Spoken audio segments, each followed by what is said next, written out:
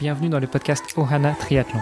Je suis Hermano et avec Olivier de Scooter, chaque jour de la semaine, en quelques minutes, nous vous expliquons comment débuter, progresser et enfin performer dans le triple effort. Aidez-nous à faire grandir la communauté en partageant ce podcast au plus grand nombre et en laissant une revue et une note sur Apple Podcast. Ça nous aide vraiment à progresser et à monter dans les classements. Allez, assez parlé, place à notre épisode du jour. Salut les sportifs, c'est Hermano et vous êtes dans l'épisode de mardi du podcast Ohana. Pour m'accompagner dans cet exercice périlleux qu'est le podcast, eh bien j'ai mon ami Olivier de Scooter. Salut Olivier. Salut Hermano. Et pour cette semaine, nous avons décidé de parler d'un sujet un peu particulier avec un invité ultra particulier. Alors vous ne le voyez pas puisque nous sommes en visio, mais vous en audio. Je suis en train de m'abaisser, de m'incliner, de me mettre au pied de notre invité, à savoir Monsieur Nico de Let's Trail Podcast. Salut Nico. Salut Hermano, salut Olivier. Alors je suis particulièrement heureux de vous rejoindre, mais là je pense que tu en fais un peu trop, Hermano, quand même. C'est gentil, hein. J'apprécie énormément, mais à ce point-là, quand même, ça me gêne. Ça te gêne? Bah moi je voulais que ça te touche, mais bon, ça me touche et ça me gêne. En tout cas, ta réponse est un peu moins naturelle que la première fois, parce qu'on doit le dire, on a eu un problème technique. mais soyons transparents avec nos auditeurs. Bon, Nico, ni une ni deux, sans autre forme de procès, comme dirait un ami podcasteur. On voulait parler avec toi, de ton podcast, et surtout du sujet que tu abordes dans tes podcasts. Donc, je crois que le meilleur moyen d'en savoir plus, c'est de te laisser le micro. Qui es-tu? Que fais-tu dans la vie podcastique et sportive? Eh bien, je suis Nico, je suis le créateur du podcast Let's Trail. C'est dur ce nom-là avec ton accent. Oui, tu t'es quand même tiré une balle dans le pied. C'est pas évident. Ça n'a pas été très judicieux, mais bon, il faut l'assumer, Qui est un podcast, comme son nom l'indique, qui est consacré à la pratique et à la communauté du trail running.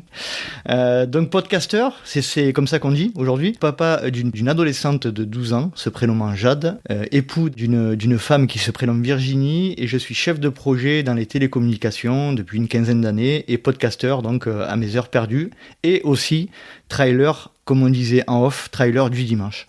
Trailer du dimanche, c'est pour ça que pour les 6 autres jours de la semaine, tu t'es décidé à lancer un podcast sur le trail. C'est ça, tout à fait, pour occuper mon temps.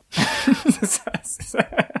Alors justement, dis-nous un petit peu comment est-ce que tu occupes ton temps. Non mais plus sérieusement, sur le trail, quelle est ta pratique? Quelles sont les distances que tu as déjà écumées et peut-être quels sont tes projets déchus de 2020 que tu as reportés sur 2021 pour autant que la pandémie nous laisse tranquille? Alors, il faut savoir que j'ai commencé le trail en 2012, donc ça va faire presque bientôt 10 ans.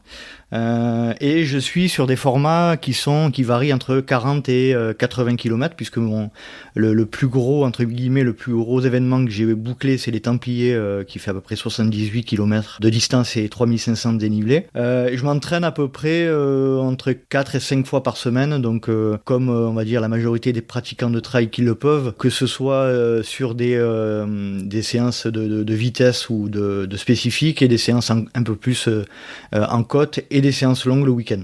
Donc ça varie entre 4 et 5 fois par semaine.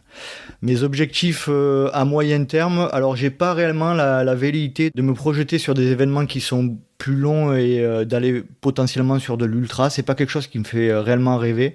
Mais on va dire que mes prochains objectifs, ce sont... alors là, c'est pas évident de se projeter étant donné la situation, mais ça serait la Maxi Race d'Annecy qui fait à peu près 80 km. Et une des courses de l'UTMB fin août qui est l'OCC. Donc voilà, c'est des formats qui sont, on va dire, juste avant l'ultra ou au tout début de l'ultra, entre 50 et 80 km. Voilà à peu près ma pratique. Bon alors attends, parce que tu dis que l'ultra, ça te fait pas encore rêver. À l'heure où on enregistre, t'as déjà produit plus de 60 épisodes de podcast du LTP, et puis on reviendra dessus. Alors le LTP, excusez-nous chers auditrices, chers auditeurs, le LTP c'est le petit nom du Let's Trail Podcast. C'est pour les intimes. C'est pour les intimes, et puis c'est peut-être aussi pour toi, hein, pour déconner. On disait tout à l'heure que c'était pas facile comme nom ce que t'as choisi, avec ton accent. D'ailleurs, on n'a pas dit d'où t'étais, mais je pense que nos auditeurs l'auront reconnu, mais on va revenir dessus quand même. Bon, bref. T'as enregistré plus d'une 60aine d'épisodes du Let's Trail Podcast, avec tous les grands noms que t'as eu du trail et principalement de l'ultra trail. Ça te donne toujours vraiment pas envie? Pour préciser juste en aparté avant de poursuivre, je suis d'Aix-en-Provence, à côté d'Aix-en-Provence, voilà. D'où la raison de mon accent. C'est vrai que ça fait rêver, de voir ça, d'entendre ce genre de récit, etc. Mais je pense, moi, clairement, je suis quelqu'un qui se projette sur un objectif, vraiment la volonté de maîtriser cet objectif-là. Et pour maîtriser et pour réaliser correctement un ultra, je pense qu'il faut y dédier une bonne partie de sa semaine et de sa vie notamment. Et en y réfléchissant et en essayant d'imbriquer toutes les cases de mon emploi du temps, aujourd'hui, c'est quelque chose qui est pas raisonnable en termes de temps dispo. Alors voilà, c'est un peu ma façon de voir les choses, mais oui, ça fait rêver dans l'accomplissement, dans le dépassement de soi, dans l'objectif qu'on souhaite atteindre, mais non, aujourd'hui, je me sens pas capable de mettre un entraînement en face pour arriver à un objectif de cette dimension-là, quoi. C'est vrai qu'on parle souvent, nous on parle souvent évidemment de triathlon, donc ces 3 disciplines, on sait que c'est beaucoup d'heures d'entraînement, mais finalement dans le trail, c'est quand même aussi pas mal d'entraînement. Finalement, on a tendance à faire des distances aussi plus longues que sur route. Tu t'es à combien par semaine, toi, en moyenne? Moi, je fais pas beaucoup de distance, entre guillemets, mais comme le disait souvent Fred Bousseau, on peut considérer que le trail, c'est un peu l'équivalent du triathlon, dans le sens, c'est un triple effort, c'est courir sur le plat, courir ou marcher en montée et descendre. Et descendre, c'est une des choses les plus difficiles. Donc, de mon point de vue, on peut pas raisonner clairement en ce qui concerne le trail en termes de distance, mais plutôt en termes de volume horaire d'entraînement, quoi.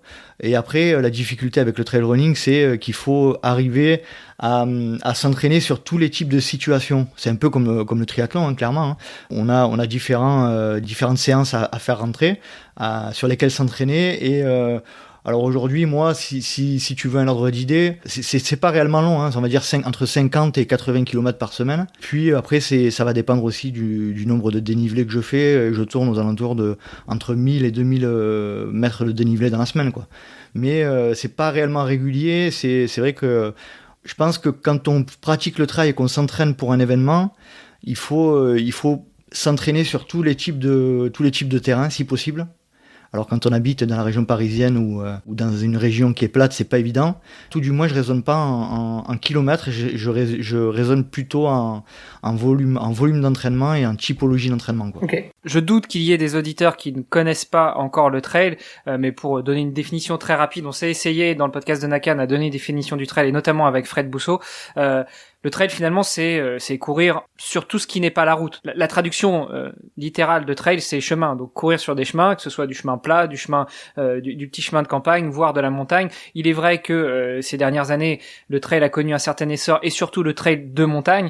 Bon, toi, t'as la chance d'être du côté d'Aix-en-Provence, donc au milieu des montagnes, avec un paysage assez changeant entre mer, montagne, route et autres. Donc ça doit être quand même plus facile pour toi pour t'entraîner au quotidien plutôt que quelqu'un qui va être dans la région nantaise, qui va être principalement en plaine, et pour aller s'entraîner, ça va être un petit peu plus compliqué de varier les plaisirs. Je te confirme, parce que effectivement, contrairement à ce qu'on pourrait croire, notre région du Sud-Est est hyper diversifiée. Comme tu le disais, on a quand même beaucoup de relief. Alors je peux citer la Sainte-Victoire, certains d'entre vous connaissent. La Sainte-Baume, comme tu disais, les Calanques, on a la montagne qui est parfois à moins de 2 heures, avec la montagne de Lure à 1h30. Donc c'est vrai que on a la possibilité de s'entraîner assez rapidement sur des reliefs assez importants.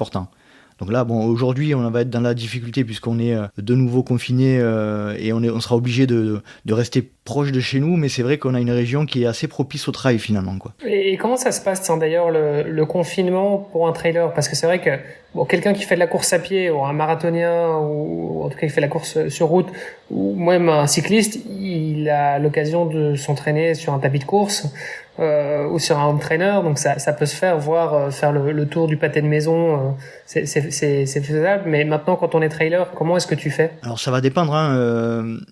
Ça va dépendre si tu prends des risques ou si tu prends pas des risques. Non, ça va dépendre du confinement. Moi, clairement, j'habite assez proche de la colline, on va dire, de la garrigue, pour parler provençal, et effectivement, à moins de 1 km, 2 km, j'arrive à avoir des pentes assez raides, qui sont assez courtes, mais sur lesquelles je peux m'entraîner.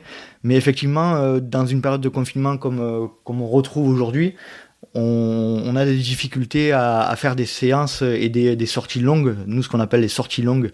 Il faut savoir que dans la communauté du trail, la sortie longue, c'est un peu le Graal de la semaine. C'est nos sorties où on fait 2, 3, 4 heures pour habituer notre corps à encaisser, on va dire, des grosses sorties qu'on appelle des rando-courses. Et c'est vrai qu'en ces périodes de confinement, c'est assez compliqué de les enchaîner, ces sorties-là. Donc on est plus sur des séances qui sont sur des pentes assez courtes et répétées pour travailler la montée et la descente. Okay. Pour paraphraser les inconnus, il y a le bon trailer et le mauvais trailer. Toi, tu te situes de quel côté de la barrière, Nico? Il y a que des bons trailers. Non.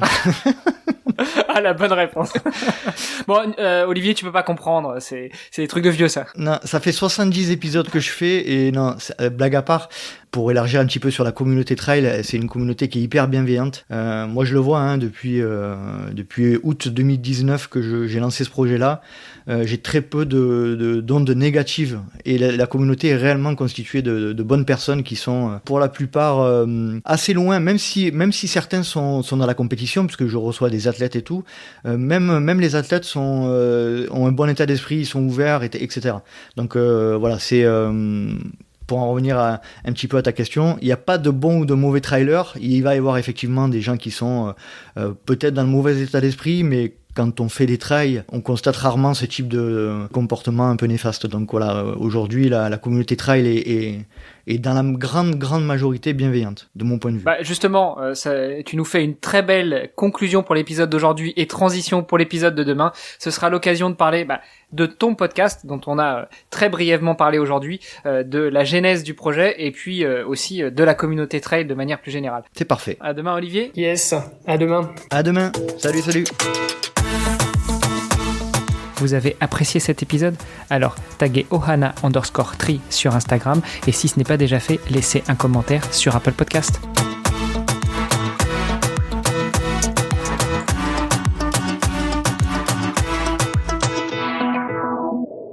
Pour paraphraser les... Oh, pardon.